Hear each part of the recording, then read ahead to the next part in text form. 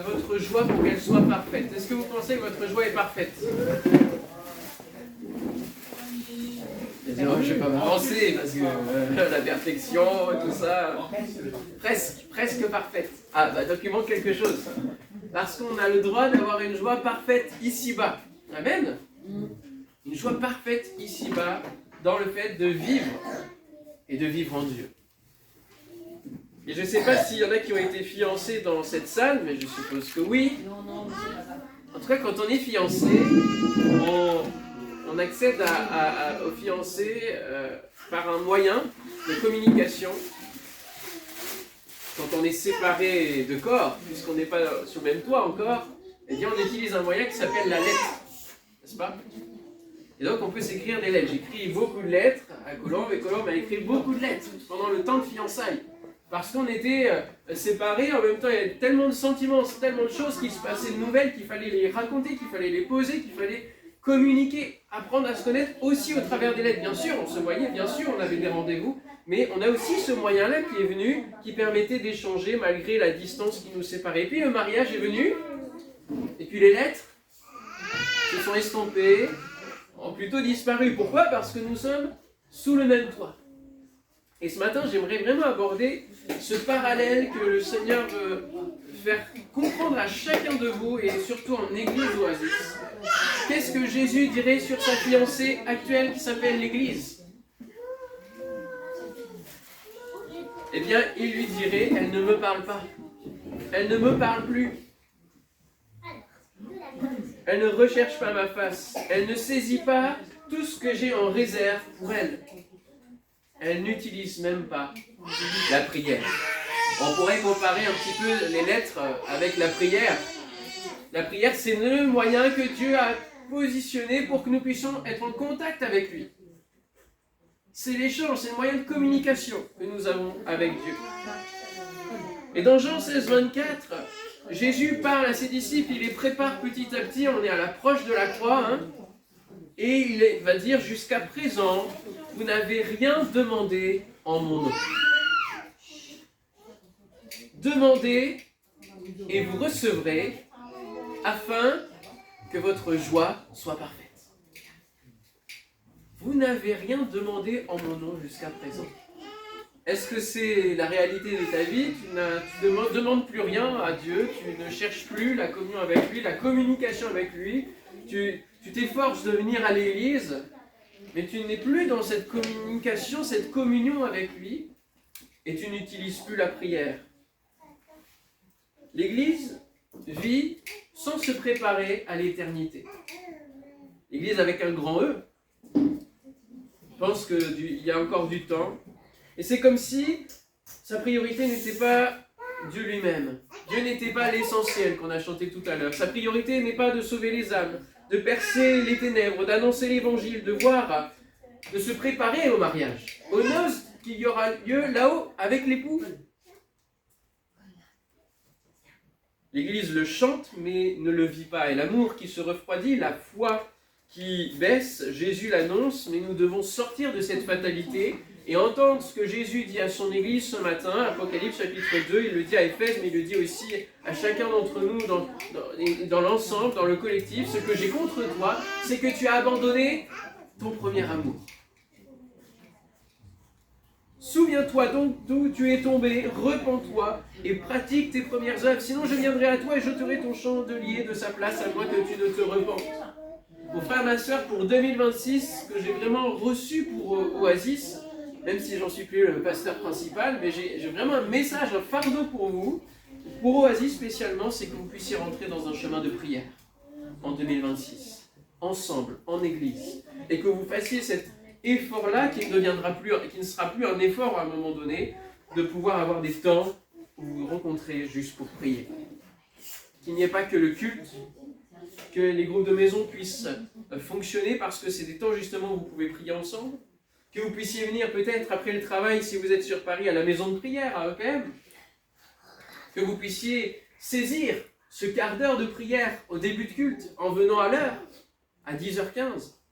Tous ces moments-là sont précieux parce qu'ils témoignent de l'amour que nous avons pour notre Dieu. Si tu délaisses la prière, ça veut dire que ton amour pour Dieu se refroidit. Parce que la prière, c'est la communication avec Dieu. Et donc, si tu ne veux plus communiquer avec Dieu, ça veut dire que tu n'y trouves plus d'intérêt, tu n'as plus d'amour cultivé pour lui. La prière, c'est ton moyen de communication avec l'époux. Et donc la prière, c'est pour maintenant, c'est pour aujourd'hui. Et l'autre titre que j'avais mis au tout départ, c'est la prière, c'est pour la terre. Et quand on sera là-haut dans le ciel, il n'y aura plus besoin de la prière. La prière, c'est pour maintenant. Parce que nous sommes encore séparés de Dieu, physiquement. Nous sommes encore sur la terre. Et cette séparation-là, elle se comble avec la prière, avec cette communication.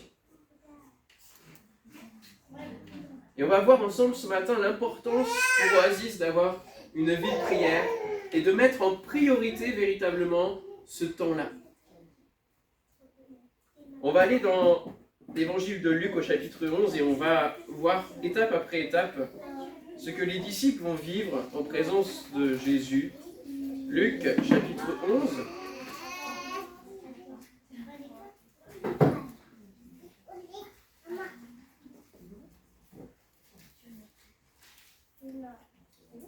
Jésus priait un jour en un certain lieu. On va s'arrêter là. Jésus priait un jour en un certain lieu. Nous n'avons pas le détail du jour en question, ni le détail du lieu en question.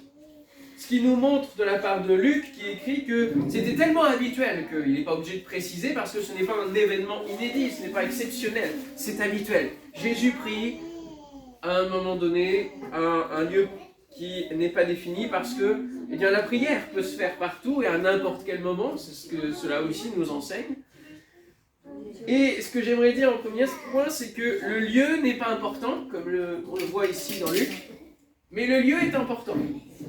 Je vais vous amener des points où à chaque fois ça va être tout et son contraire, hein. Donc soyez pas étonnés. Les pasteurs insistent pour que chaque chrétien digne de ce nom puisse avoir une vie de prière et une relation avec Dieu. Les pasteurs eux-mêmes combattent pour avoir cette propre vie de prière. Parce que c'est pas inné, c'est pas acquis pour les pasteurs. Soyez... Bon, c'est pas rassuré, parce que c'est pas rassurant. Mais en tant que pasteur, dans une vie que l'on a au XXIe siècle, il est un vrai combat de pouvoir mettre en place une relation de prière quotidienne. De pouvoir avoir ce temps de qualité avec Dieu, un temps assez long de qualité avec Dieu, là où les apôtres disent, justement, on va mettre en place des anciens, des diacres et tout cela, pour que nous puissions être attachés à quoi? À la parole et à la prière. Eh bien, ces deux éléments-là, c'est un véritable combat pour réussir à les rejoindre en tant que pasteur. Et du coup, chaque pasteur a cette conscience de dire à ses brebis, de dire, il faut que vous ayez une relation avec Dieu personnelle, cultivée au quotidien. Parce qu'on mange 3 fois par jour, alors on mange spirituellement aussi, on médite la parole de Dieu régulièrement, on prie régulièrement. Tout est dans ce verset, prier sans cesse. Jésus indique d'ailleurs qu'il est important de pouvoir aller dans un lieu, une chambre, et de fermer la porte. Matthieu 6, Sermon sur la montagne. D'être dans le lieu secret, là où Dieu, notre Père, va nous voir. Et je ne sais pas si vous avez vu le film War Room, mais si vous ne l'avez pas vu, ou si même vous l'avez vu, je vous invite à le revoir, peut-être à l'aube de cette année 2026, pour se remettre dans ce positionnement de la War Room, la chambre de la guerre, du combat spirituel, pour avoir des victoires. La prière collective n'est pas à négliger. Même si nous insistons sur le fait d'avoir une vie de relation avec Dieu personnelle, parce que c'est ça le protestantisme en fait, à la base, c'est de retourner à quelque chose de personnel, d'un vécu personnel, une relation personnelle, qui n'est pas quelque chose de descendant avec 10 000 intermédiaires, mais on passe par Jésus, chacun pour notre propre vie, pour notre propre salut. Il est important aussi de réaliser cette dimension collective que l'Église joue, parce que l'Église est née par le Saint-Esprit, dans la volonté de Dieu, c'est le dernier grand projet terrestre de Dieu. Et l'Église, avec un grand E, elle naît comment? Dans la... Vous avez peur, hein, je me sens fébrile. Dans la prière. 10 jours d'attente. Hein, 10 jours d'attente entre l'Ascension et la Pentecôte, 10 jours de prière. Tous d'un commun accord, persévérer, acte 1, 14, dans la prière. Avec les femmes et Marie, mère de Jésus, avec les frères de Jésus. Les 10 jours de persévérance sont fondateurs pour les temps de prière qui viendront après pour les apôtres. Et qui viendront avec une donnée en plus, la persécution. S'ils n'avaient pas persévéré pendant 10 jours, s'ils n'avaient pas su persévérer pendant ces 10 jours-là, ils auraient eu du mal à avoir le réflexe de prier dès que la persécution allait arriver. Si tu n'as pas encore cette persévérance de prier régulièrement, ou en tout cas sur un long temps, de faire par exemple la semaine de jeûne et prière que l'Église indique, bien quand tu seras persécuté, quand l'épreuve viendra, ce sera plus dur pour toi. Parce que tu ne seras pas dans cette habitude. Il faudra tenir sa foi dans un contexte hostile. Et je vous ai plusieurs fois prêché sur ce contexte hostile, non seulement qu'on trouve dans la parole de Dieu, mais qu'on trouve aussi maintenant autour de nous et qui va croissant. La prière sera la clé de la foi. Parce que, justement, notre foi, elle est cultivée en conversant avec Dieu. Un Dieu qui répond, un Dieu qui entend, un Dieu qui donne sa parole et qui envoie son esprit, c'est capital. Jésus l'a promis aux disciples. Jean 16, 31, Jésus leur répondit, vous croyez maintenant, voici l'heure vient et elle est déjà venue, où vous serez dispersés chacun de son côté, et où vous me laisserez seul. La croix a été un temps d'épreuve pour les disciples. Mais je ne suis pas seul, car le Père est avec moi. Je vous ai dit ces choses, pourquoi ? Afin que vous ayez la paix en moi. Vous aurez des tribulations dans le monde. Nous ne pouvons pas éviter les épreuves, nous ne pouvons pas éviter la persécution, mais nous savons une chose, alléluia, que la parole de Dieu nous indique, c'est que Jésus a vaincu le monde. Alléluia. Et donc la prière dans ce monde, c'est le signe de notre victoire. C'est le début de l'acquisition de la victoire. Si tu commences à prier, tu commences à saisir la victoire de Dieu. Parce que tu commences à positionner ta foi vers Dieu et non vers les choses de ce monde. Prenez courage, j'ai vaincu le monde. On continue dans Luc 11. Luc 11, deuxième partie du verset 1er. Lorsqu'il eut achevé, un de ses disciples lui dit, alors on peut penser que ça peut être aussi des 70 disciples, hein, ça peut être plus large. Seigneur, enseigne-nous à prier comme Jean l'a enseigné à ses disciples. Donc cette deuxième mention, ce deuxième titre, ça s'appelle « Apprendre quelque chose que l'on a déjà appris ». Est-ce que vous n'avez pas cette sensation que dans la vie de prière, on a toujours besoin de revenir à l'apprentissage de ce qu'est la prière? De revenir souvent au moment de l'épreuve, au moment où on a vraiment un besoin de prier, un peu plus qu'à l'habitude, de se dire, mais c'est comme si je ne savais pas, je n'avais jamais prié.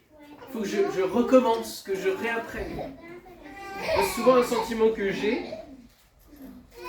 Et on peut se dire, mais Jésus aurait-il une nouvelle méthode de prière différente de celle de Jean-Baptiste? Parce que là, le disciple ici dit, Jean nous a enseigné à prier, est-ce que toi tu peux nous enseigner à prier aussi? Est-ce que c'est quelque chose qui allait être différent? Je ne suis pas certain que Jean-Baptiste allait avoir une grande différence, mais Jésus va donner un modèle que l'on va voir après. Même si la prière de Jean-Baptiste et de Jésus est peut-être un peu différente, on ne sait pas, nous voyons des disciples qui ont besoin d'apprendre, qui ressentent ce besoin d'apprendre et qui font cette demande à Dieu. On veut se connecter au ciel comme toi, tu es connecté au ciel. On veut se connecter au Père comme tu es connecté à ton Père. Et Jésus utilise ce moyen que Dieu a mis en place avec les hommes.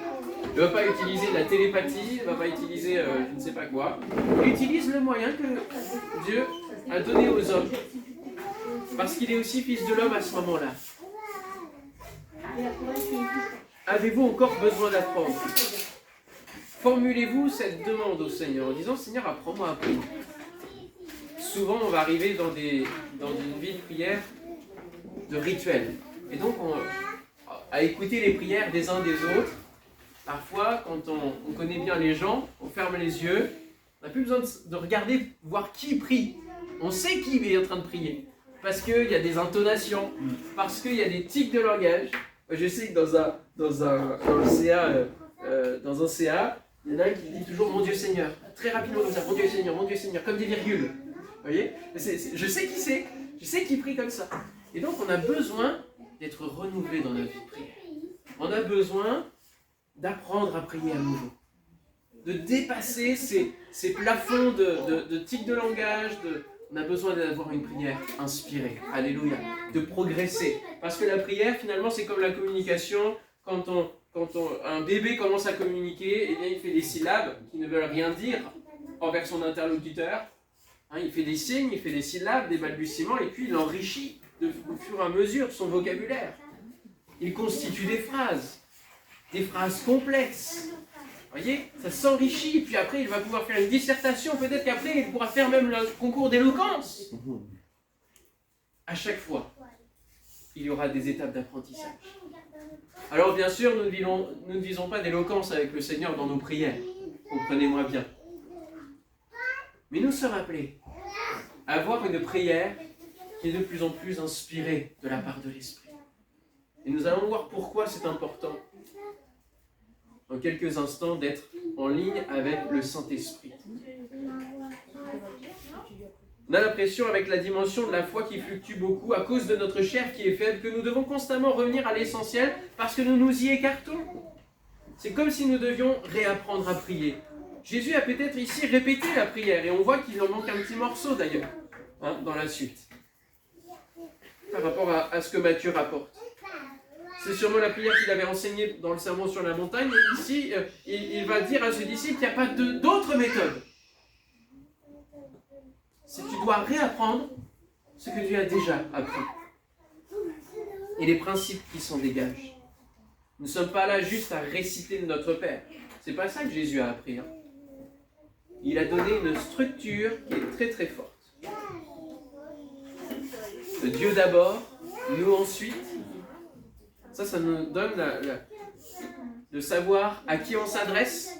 On s'adresse au Père, au nom de Jésus, par l'inspiration du Saint-Esprit. Donc ça replace les trois personnes au bon endroit. C'est Dieu d'abord. Donc c'est Matthieu 6, 33, c'est ce principe d'aller chercher la face de Dieu, c'est les intérêts de Dieu, c'est les projets de Dieu, c'est la volonté de Dieu, c'est le règne de Dieu, c'est le nom de Dieu en premier lieu. Ensuite c'est nous. Donne-nous notre pain quotidien, pardonne-nous et ne nous induis pas en tentation. Dieu d'abord, nous ensuite. Donc quand on va dans la prière et qu'on a une demande particulière, ou même en dehors de toute demande particulière, Seigneur, je veux venir avec ces principes. Père, je veux t'appeler Père parce que je te reconnais Père. Donc il y a cette dimension, il y a cette révélation qui se met en place. Et puis Seigneur, avant de te demander quoi que ce soit, je veux d'abord venir en te demandant, toi Seigneur, qu'est-ce que tu veux me révéler? Qu'est-ce que tu veux me dire? Qu'est-ce que tu veux me faire connaître? Comme le dit l'Ancien Testament, les choses cachées que tu ne connais pas encore, dira-t-il au prophète. Seigneur, qu'est-ce que tu veux me révéler? Puis après, oui, je peux venir avec mes demandes, mes requêtes, mes supplications. Et je termine par l'adoration. Parce que la foi, c'est croire qu'on a déjà reçu. Alléluia. Et donc, c'est l'adorer en avance. C'est l'adorer de toute manière parce qu'il est Dieu au-dessus de tout et il ne chancelle pas, il n'y a rien qui bouge en lui. Alléluia. Et nous pouvons être sûrs de qui il est. C'est l'adorer parce qu'il est fidèle et juste pour nous pardonner. C'est l'adorer parce qu'il entend, ses oreilles sont attentives plus que pour d'autres personnes aux prières des justes, de ceux qu'il a justifiés. Alors oui, le texte biblique et l'apôtre Paul nous l'indiquent. Nous devons avoir des répétitions. Des répétitions pour que les choses rentrent, pour que les habitudes s'ancrent, les bonnes habitudes. Et moins tu pratiques la prière, moins ton apprentissage va s'ancrer. Et l'aisance dans la prière n'est pas innée. C'est comme apprendre le vélo ou la trottinette. Même si le geste est simple et visualisé, une fois que tu passes à la pratique, il y a un temps d'adaptation quand même pour que ton équilibre se mette en place, pour que tu commences à lâcher le guidon, à faire des figures, n'est-ce pas? La prière revêt différents aspects, louange, adoration, supplication, intercession et différentes formes. Le chant, l'écrit, l'oral, le parler. Le principe du mariage juif, c'est très très intéressant. C'est que la fiancée, en fait le mariage est en deux temps, mais la considération de l'épouse, elle est déjà là, présente au moment des fiançailles. Les fiançailles valent engagement de la fiancée et du fiancé, et c'est comme si elle était déjà épouse. C'est pour ça que la parole de Dieu nous dit que nous sommes l'épouse de Christ. Sauf que le mariage, il est à venir. n'est-ce pas? Il est à venir le mariage. Il n'est pas fait. Donc pourquoi nous appeler déjà l'épouse? Parce que c'est déjà le principe, le rituel juif, c'est cela. La fiancée est déjà l'épouse. Et donc le beau-père est déjà garant. Pendant ce temps d'attente où elle reste chez son père, il est garant de pourvoir à ses besoins, à sa nourriture, à ses vêtements. Et cela nous parle d'une merveille de la part du Seigneur. C'est que oui, nous pouvons demander à notre Père. Même si nous sommes encore dans la maison, la terre, de notre ancien Père, à qui nous l'avons complètement donné, le diable, hein. Jésus nous a rachetés. Alléluia. Et même si nous sommes encore séparés, que nous ne sommes pas dans le ciel, eh bien, Jésus nous dit, vous n'avez encore rien demandé, mais vous pouvez demander. Demandez et vous recevrez. Pourquoi? Parce que le Père, par l'œuvre de Jésus, le Père est déjà garant de nous donner la nourriture, de nous donner le vêtement, de nous donner toutes choses. Alors pourquoi hésiter à aller dans la prière, à aller demander? Nous avons tout pleinement reçu, alléluia, en Jésus-Christ. Nous pouvons tout demander. C'est pas merveilleux? Beau, hein? Jésus dit à ses disciples et à son église, vous pouvez demander, c'est le moment de demander, tout est accessible. Alors il va leur dire, verset 2, quand vous priez, dites Père, que ton nom soit sanctifié, que ton règne vienne. Donne-nous chaque jour notre pain quotidien, pardonne-nous nos péchés, car nous aussi nous pardonnons à quiconque nous offense, et ne nous induis pas en tentation. Vous voyez, c'est la version raccourcie. Et ce troisième point nous dit, toujours la même prière pour être toujours exaucé. L'alignement de la prière exaucée. Il ne s'agit pas de demander n'importe quoi, mais d'être aligné avec le ciel. Sinon, ta prière, forcément, il y aura un problème d'exaucement. Comme je l'ai dit tout à l'heure, Dieu d'abord, principe de Matthieu 6, 33. Avoir aussi une vie de sanctification, que ton nom soit sanctifié. Que Dieu règne sur tous les domaines de notre vie. Ça, c'est l'alignement entre le ciel et la terre. C'est accorder notre vie en harmonie avec le cœur de Dieu, avec la nature de Dieu. Il est saint, je marche dans la sanctification. Il est le roi, je lui donne toutes les parts de ma vie. Il est celui qui a fait l'œuvre de pardon, alors je vais pardonner à mon tour. Il est celui qui me libère de la séduction, alors je vais considérer ces terrains de séduction pour ne pas y tomber. Et puis que ta volonté soit faite sur la terre comme au ciel. Ça nous montre qu'il peut y avoir des obstacles entre le ciel et la terre, c'est souvent ma prière. Il y a souvent des prières qui ne sont pas exaucées sur la terre parce qu'il y a un obstacle entre le ciel et la terre. La volonté de Dieu au ciel, elle ne change pas, elle est là, elle existe, elle est sûre. Et on se dit, mais pourquoi ça ne vient pas sur la terre? Peut-être parce que justement, entre le ciel et la terre, il y a le non-pardon qui est là, qui bloque. Donc il faut que tu débloques ça. Peut-être qu'il y a la méchanceté. Peut-être que tu as déposé un joug de servitude et tu te dis, mais pourquoi lui il réagit comme ça? Parce que tu as posé une parole de malédiction sur cette personne. Donc il faut que tu débloques ça entre le ciel et la terre. Pour que la volonté s'accomplisse. Jésus dira, pour moi je savais que tu m'exauces toujours. Et j'ai parlé à cause de la foule qui m'entoure, afin qu'ils croient que c'est toi qui m'as envoyé.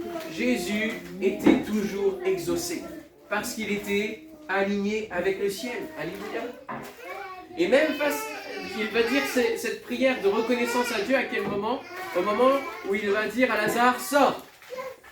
Face à la mort, Jésus a une assurance que Dieu va l'exaucer. Pourtant, il est fils de l'homme et il peut trembler devant ce tombeau. Mais il a cette assurance que Dieu va l'exaucer. Parce qu'il sait qu'il a toute accessibilité à Dieu. Parce que Dieu est son Père. Il parle à son Père tous les jours et il prend le temps.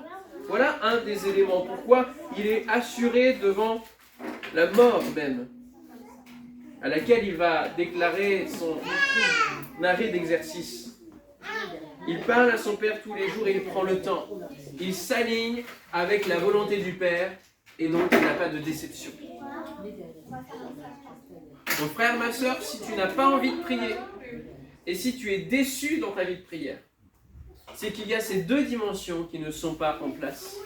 et qu'il te manque potentiellement différents éléments que l'on peut voir dans cette courte liste que j'ai établie, qui pourrait s'enrichir.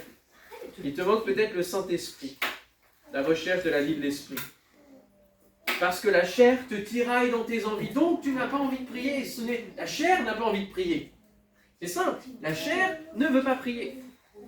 Donc si tu ne veux pas prier, ça veut dire que le Saint-Esprit n'est pas assez présent en toi et que tu ne recherches pas assez le Saint-Esprit. Peut-être que tes prières sont portées plutôt vers tes désirs et ce que tu souhaites, vers ta convoitise. Et donc ce qui te manque, c'est le contentement. Pour que ta joie soit parfaite, il doit y avoir à un moment donné du contentement. De juste être dans ce que Dieu t'a donné, et pas plus. Et pas ce que Dieu a donné à ton voisin, et le convoiter. Peut-être que tu as besoin d'une prise de conscience de qui est Dieu, en tant que Père aimant justement, de cette disponibilité que Dieu te donne.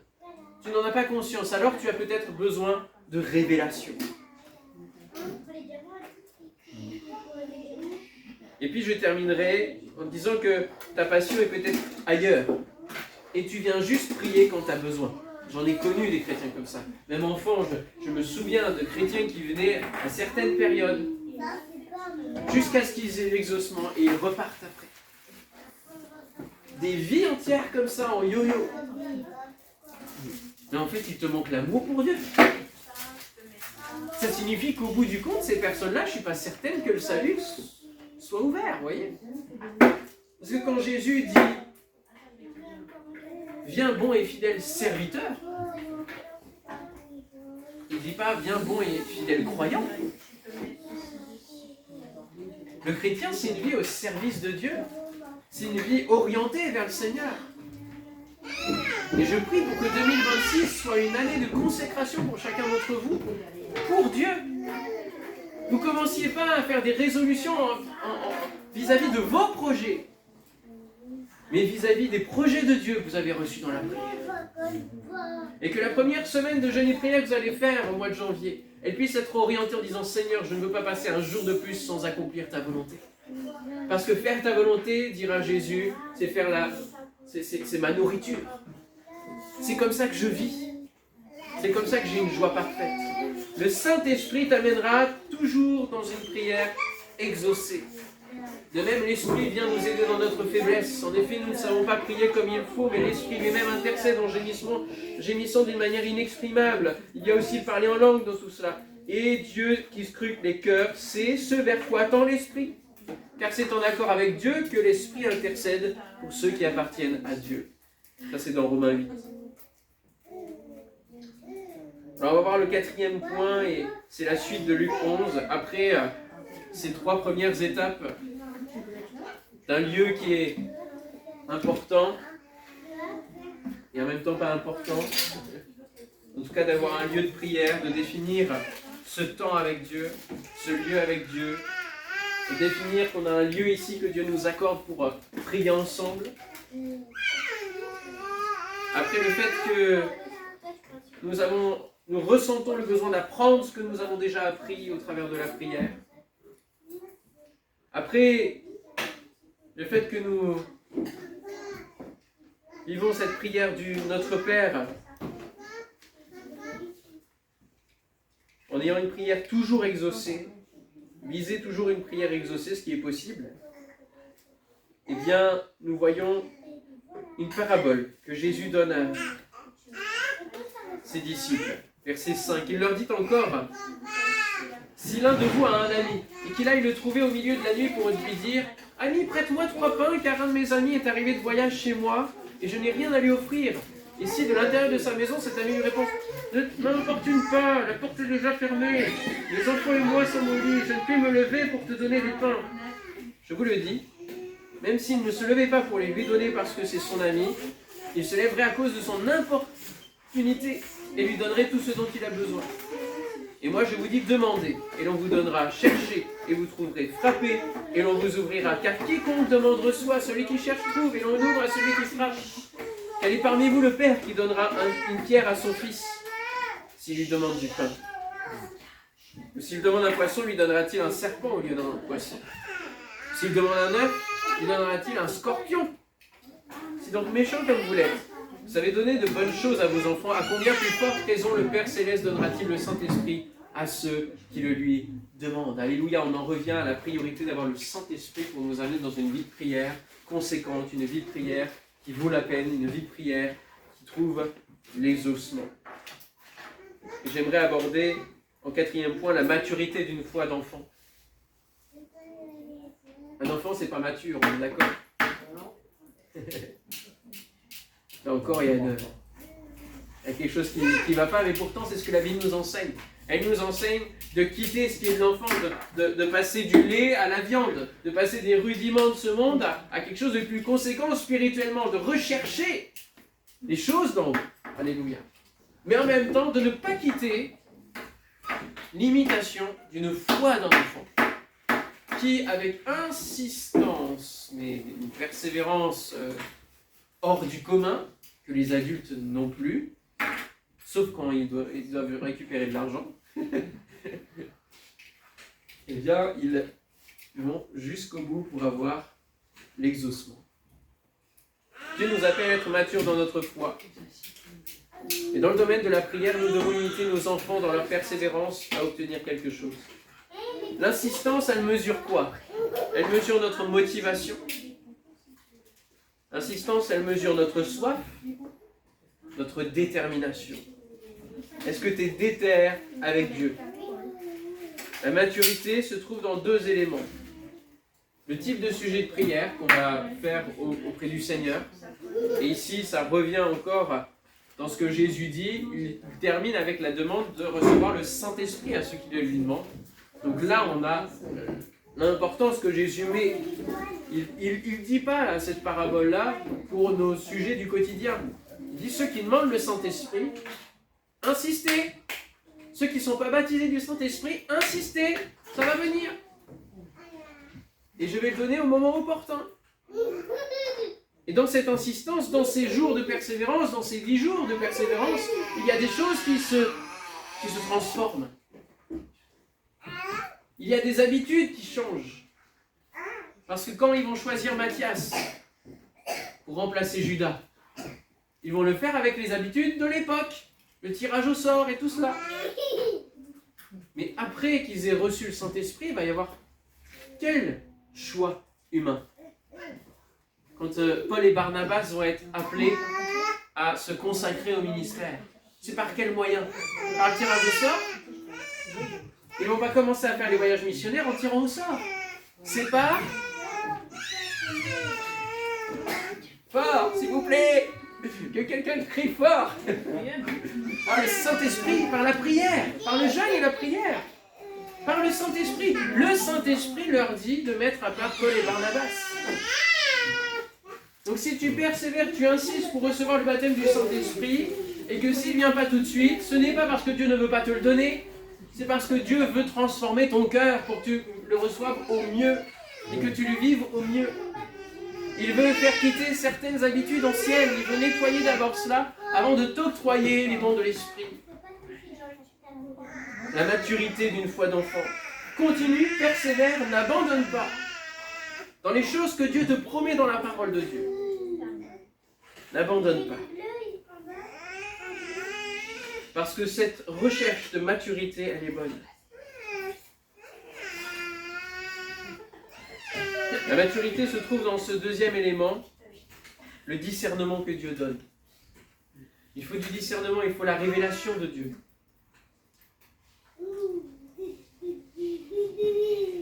Afin de ne pas demander justement n'importe quoi. Des choses qui ne correspondent pas. Alors avez-vous la joie d'un enfant lorsqu'il reçoit ce qu'il a demandé? Est-ce que vous avez cette joie parfaite? Cette joie pleine d'un enfant qui reçoit ce qu'il a demandé? Ou est-ce que vous ressemblez aux pharisiens que Jésus compare d'enfants qui ont imposé à d'autres de danser sur leur son de flûte et qui ont été insatisfaits parce que les autres n'ont pas dansé? Est-ce que vous êtes dans la joie ou est-ce que vous êtes insatisfait, quoi que Dieu fasse? Il les a comparés à des enfants insatisfaits et changeants parce que il disait de Jean-Baptiste qu'il était un démon, il disait de Jésus qu'il était un ivrogne. Il n'avait pas de discernement. Il n'y avait plus de discernement. C'était des enfants instables, insatisfaits, qui n'étaient plus dans cette simplicité de la foi que Dieu demande. Laissez venir à moi les petits enfants et ne les empêchez pas, car le royaume des cieux de Dieu est pour ceux qui leur ressemblent. Je vous le dis en vérité, quiconque ne recevra pas le royaume de Dieu comme un petit enfant n'y entrera pas. Tu ne peux pas entrer dans les réalités spirituelles si tu ne te mets pas dans la foi d'un petit enfant. Si tu ne mets pas dans l'insistance d'un petit enfant de dire ce sont les violents qui s'emparent du royaume de Dieu, ce sont ceux qui en veulent. Est-ce qu'Oasis va en vouloir en 2026 pour voir des âmes être sauvées, pour voir ce lieu être rempli? Est-ce qu'Oasis va être dans la prière pour rechercher un local, celui que Dieu veut, pour recevoir cette moisson que Dieu nous a promis il y a bientôt 6 ans? Tout cela dépend de notre motivation, de notre discernement, de notre maturité, d'une foi d'enfant. Ça va? J'arrive à la conclusion. Il y en a qui vont... Oh là là, trop de choses. Trop de travail intérieur. Ne fermez pas vos cœurs. Laissez-vous travailler ce matin par le Saint-Esprit. Comment envisager 2026? Jean-Baptiste va dire une parole très très précieuse concernant l'Église, avec l'image de l'épouse et de l'époux. Celui à qui appartient l'épouse, c'est qui? C'est l'époux. Ça va, tout est logique hein, jusqu'à là, tout va bien. Mais l'ami de l'époux, qui se tient là et qui l'entend, éprouve une grande joie à cause de la voix de l'époux. Aussi, cette joie qui est la mienne est parfaite. Jean-Baptiste est en train de dire quoi? Jean-Baptiste, lui, il est l'ami de l'époux. Il est cousin de Jésus, il est celui qui a reçu la révélation de qui est Jésus en tant que Messie. Il est l'ami de l'époux. Et son ministère, ça a été de prendre l'épouse. Tous ceux qui se sont baptisés dans un baptême de repentance, c'est le début de l'épouse. De prendre l'épouse et de l'amener vers Christ. Il se positionne donc en tant qu'ami de l'époux. Et souvent, l'ami de l'époux est celui qui trouvait l'épouse. Et il va dire, ma joie, elle est parfaite. Au moment où l'épouse rencontre l'époux, s'approche de l'époux, connaît l'époux. Et il va dire cette phrase juste après, il faut qu'il croisse et que je diminue. Alléluia.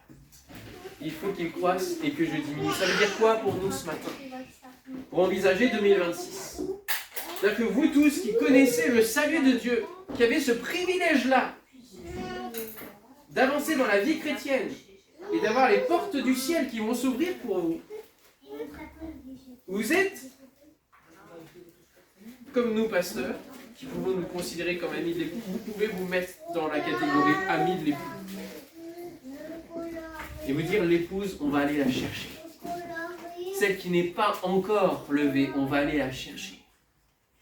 On va aller chercher les âmes. Afin que l'épouse grandisse. Afin que l'épouse soit belle. Afin que le plus grand nombre de ceux qui ne connaissent pas Dieu puissent le connaître en cette année 2026. Alléluia. Et peut-être que votre positionnement pour 2026, c'est se dire, je vais me mettre en position, je suis l'ami de l'époux et je vais chercher la future épouse pour faire rencontrer Jésus-Christ, l'époux. Pour cela, une condition, il faut s'effacer. Il faut que je diminue. Il faut que mes projets diminuent. Il faut que ma volonté diminue. Pour que les projets de Dieu s'accomplissent. Pour que les projets de Dieu s'agrandissent dans ma vie, s'agrandissent dans Oasis. Alléluia. Que ce qui s'exprime au milieu de nous, ce ne soit pas nos projets, mais ce soit les projets divins. Parce que là, forcément, notre joie, elle va être éclatante. Elle va être parfaite. Il va peut-être falloir servir avec joie ensemble et donc laisser notre petit confort notre priorisation personnelle, diminuer dans notre moi et envisager 2026 dans une opération collective pour que l'Église avance, l'Église se construise, voit des miracles, voit des avenirs en nombre, se consacre à Dieu qui nous a aimés le premier. Et alors, notre joie sera parfaite. Amen. On prie le Seigneur, non pas machinalement comme une fin de prédication et on attend que la prière se termine, mais on prie véritablement pour que cette parole que nous venons d'entendre, qui est une parole, je le crois vraiment, spécialement pour Oasis, spécialement pour vous, puisse pénétrer les cœurs, puisse véritablement vous amener à envisager 2026 comme vous n'aviez pas du tout envisagé de vivre 2026. Alors élevez vos voix en même temps que moi, je vais prier, afin que vous puissiez vous saisir maintenant de la parole de Dieu. Seigneur, ensemble nous te prions.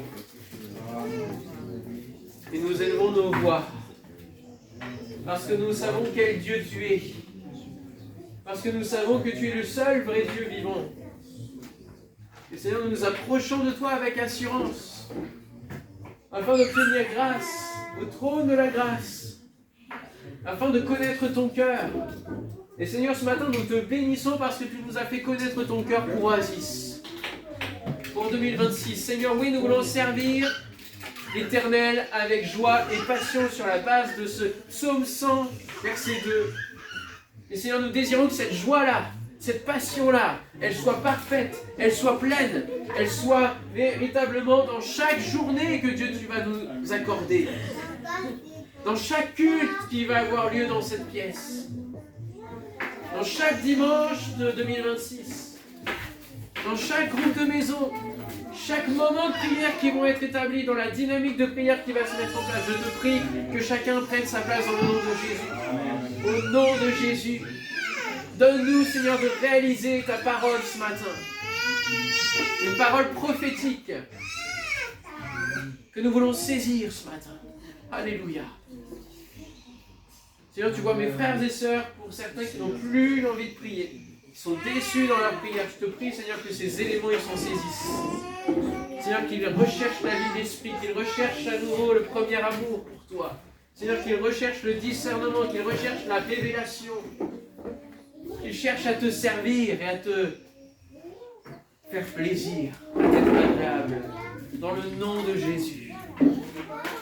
Alors, nous allons voir en 2026, avec une église consacrée, une église qui met ses genoux à terre, nous allons voir une future épouse se lever autour de nous. Alléluia. Merci Seigneur pour les âmes que tu ajoutes. Et Seigneur, nous ne sommes pas au bout de ce que tu nous as promis. Nous croyons qu'un peuple nombreux t'attend dans ces villes, Seigneur.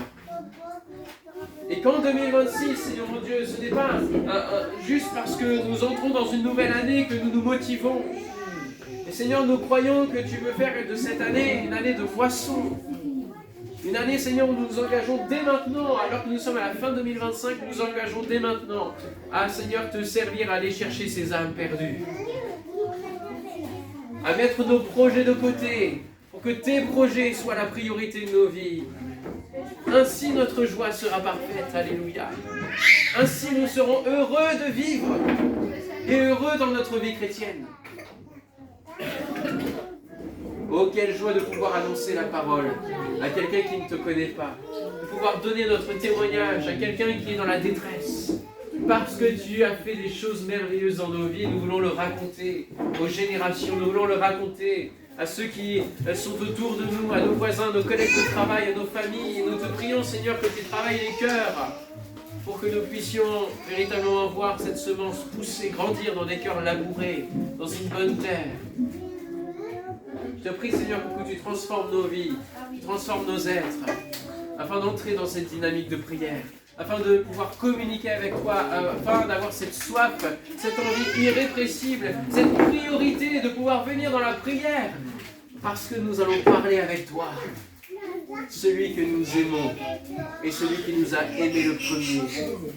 Alors Seigneur, étends ta main, Seigneur, sur nos vies ce matin, au nom de Jésus, sur l'ensemble d'Oasis. À toi la gloire, Seigneur. Amen.